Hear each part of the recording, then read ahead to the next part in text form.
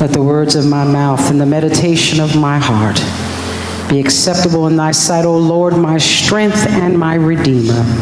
Amen. I'm excited about what we're getting ready to do. It's going to be fun.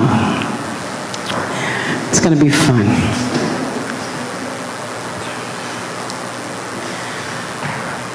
I'm going to ask a question.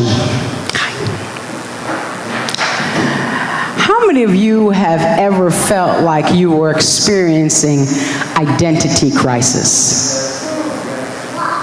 Probably, okay. You know, we probably have all been there, identity crisis, where we've listened to voices in our head saying all types of things about ourselves. You probably even listened to voices of others for a long time, you know, that were saying all types of things about you, to the point where you weren't sure who you really were anymore. You might be there right now. You might be experiencing an identity crisis. Many times you see people experience an identity crisis when they get to a certain age.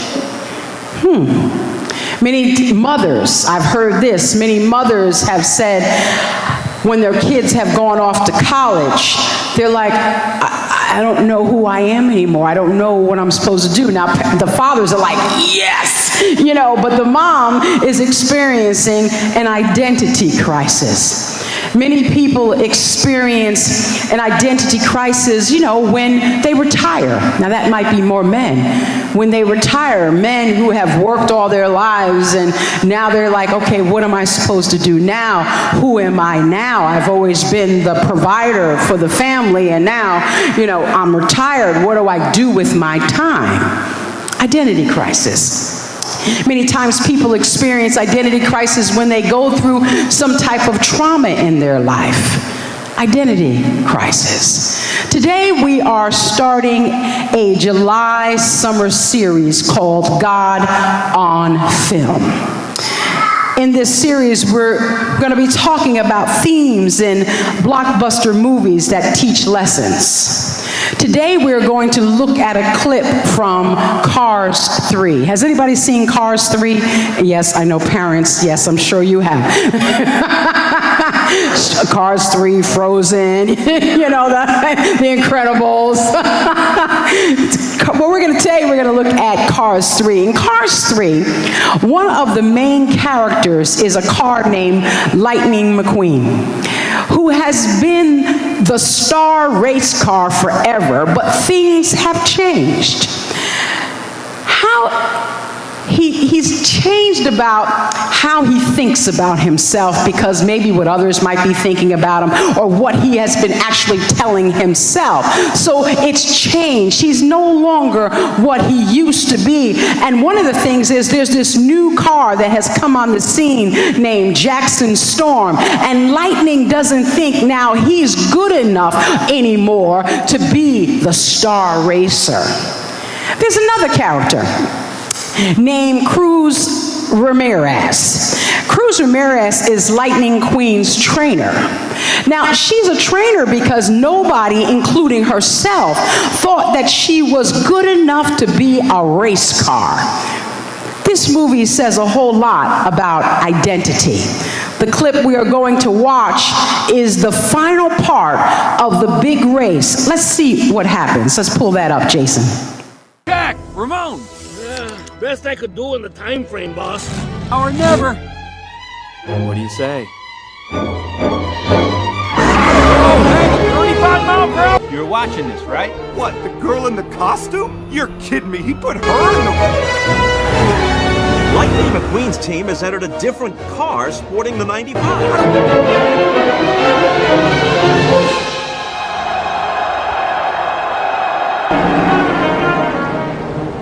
Cruz, what are you doing? Come on, pick it up. After you. What? Oh, right. Okay, that was different. Cruz, you are a fluffy cloud. Oh, right, too tight. I'm a fluffy cloud. All right, Cruz, the beach. I need you to think of the beach. Mr. McQueen? Yeah, it's me. Remember the beach. Oh. Not too bad.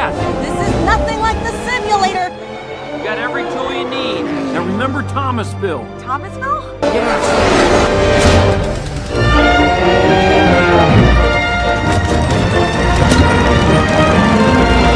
We're just learning that the racer replacing Queen.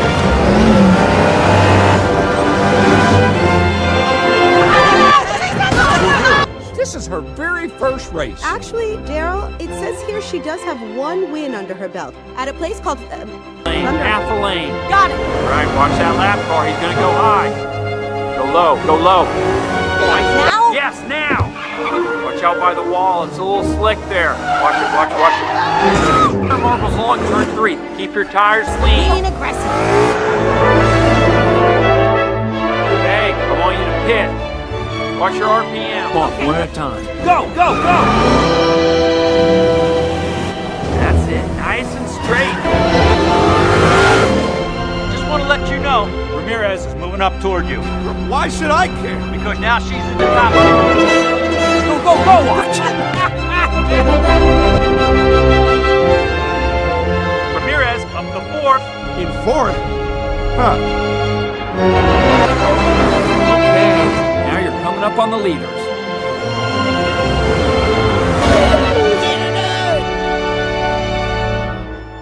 Ramirez is in 3rd. Hey, costume girl! You know, at first I thought you and I already do.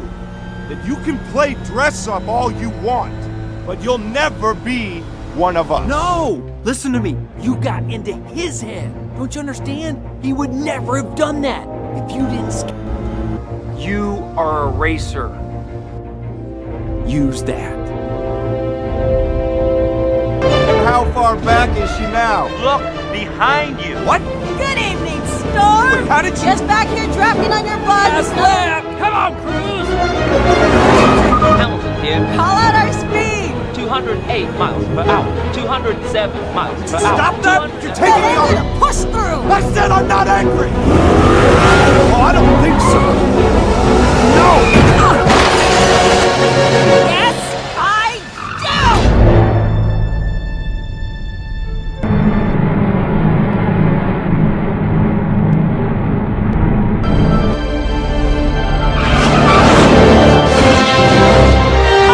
Believe it! It's Cruz Ramirez for the win!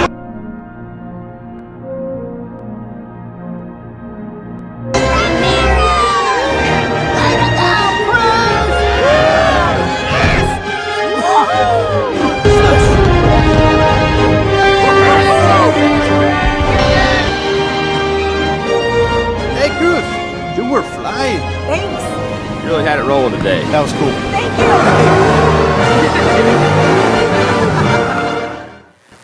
She wins the race. What happened? Let's talk about it for the next couple of minutes. What happened to Cruz?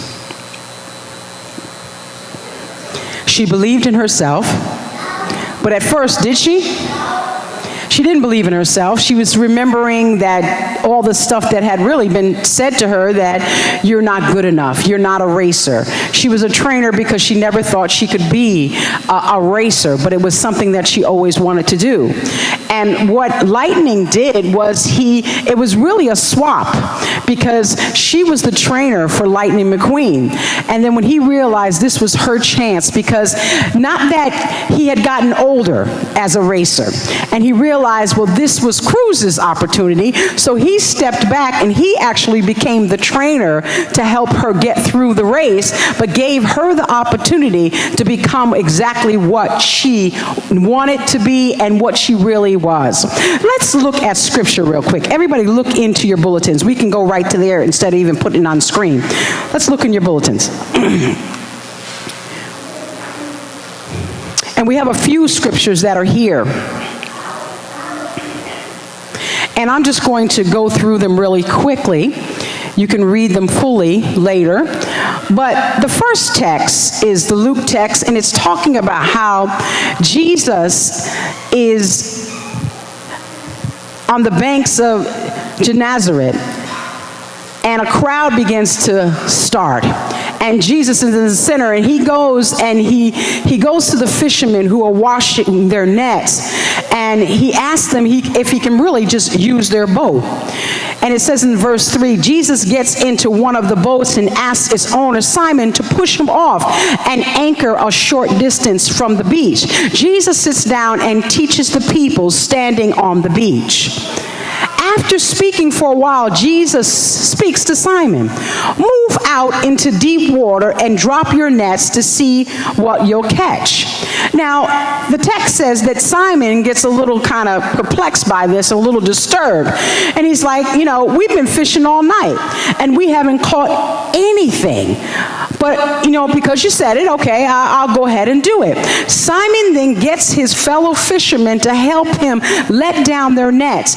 And to their surprise, the water is bubbling and thrashing fish, a huge school. He catches a large catch of fish.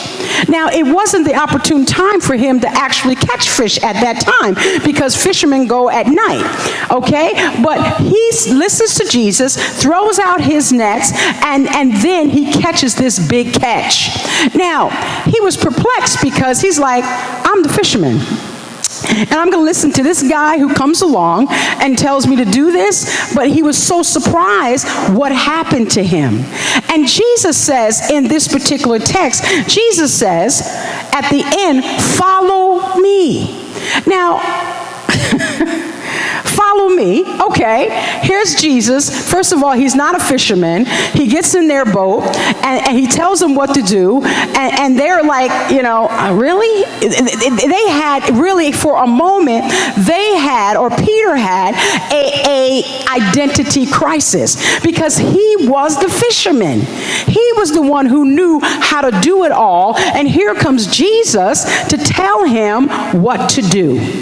And that was interesting for him because he was like, I don't get it. I'm the one who knows how to do this. So he then becomes something different than what he was.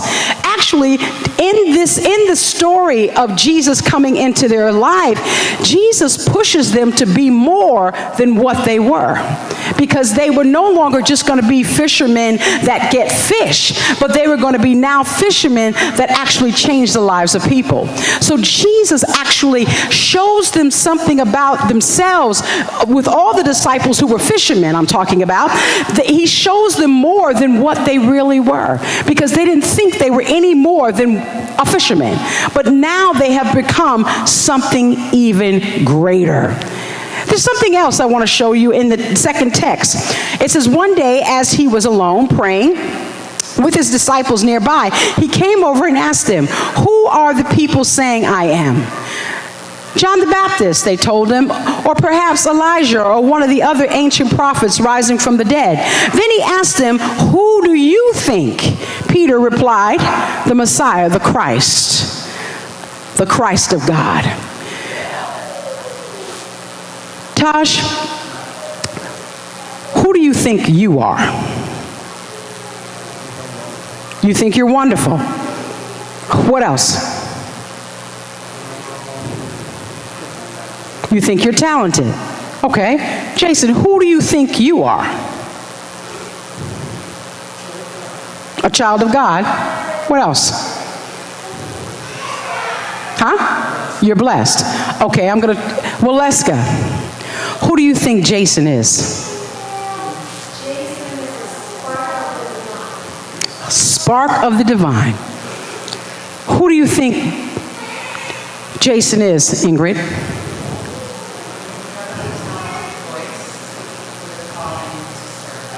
Okay. Troy, who do you think Taj is?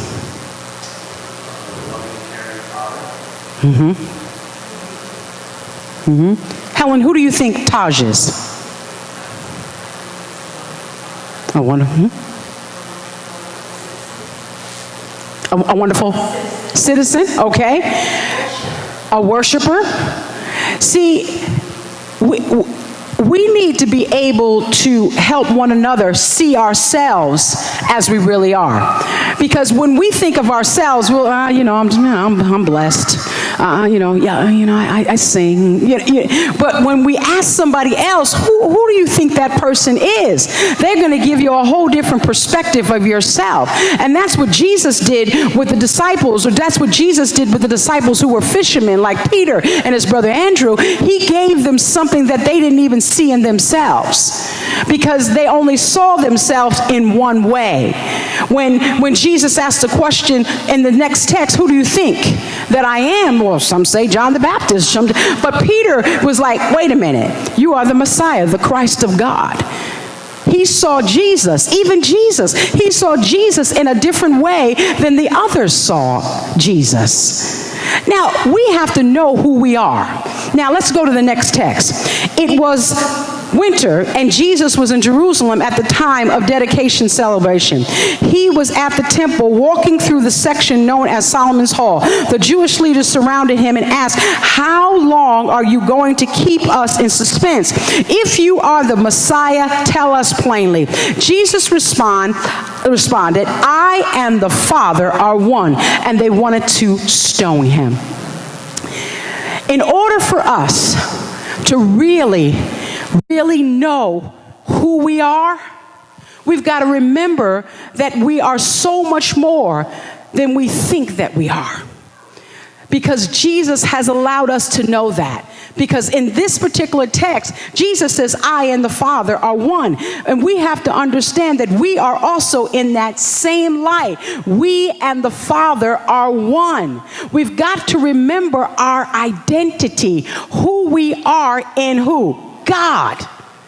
Because sometimes we can look at ourselves and we go, I'm fat, I'm too skinny, I'm this, I'm that, I don't speak well, I don't do this well. But then if we start changing that thought, and we don't allow the wrong stuff to get in our heads, if we don't allow the wrong stuff to get in our heads, and we begin to walk in who we truly are as children of God, the chosen people, because we are the children of God, and we understand who dwells within us and who we are in God, then we will not experience these identity crises, because we will be able to walk with our heads up, shoulders back, and know that I'm somebody. I'm more than what I even think of myself to be, because I'm more than what I think of myself to be, because God has already told me that I'm much, much more. So yes, I am talented. Yes, I am blessed. Yes, I am a sparkle. Yes, I am this, and yes, I am this. We've got to remember I talked to you about doing I am statements. We've got to remember to do I am statements. I am. Say something I am about yourself. You're happy. Okay. What else do you want to say about yourself? I am what? He's a lover of chicken. Okay. Jonna, say something on I am about yourself. I'm committed. All right. Well, let's go. I am what? You're strong. Ingrid. I'm caring. Helen? You're loving. Troy? Troy. I'm thankful. We've got to begin to say things about ourselves. I am this. I am that. Because it's really changing our mindset. And that's what it is about identity. When we're in an identity crisis, we've got to reprogram ourselves and change how we think about who we are. But the one thing that we must remember is when we ever experience these things, when we're feeling low about ourselves, we can pick ourselves up real quickly, because we need to know who we are in who? God. And we are somebody in the eyes of God. We are somebody because God dwells within us. We are somebody because the Bible tells us that we are somebody. I and the Father are one, Jesus said. And we've got to hold on to that. We've got to hold on to that we are one with God. Everybody point to yourself and say this: I am one with God. I am one with God. Now say it. I am one with God. Now say this: I am somebody because I'm one with God.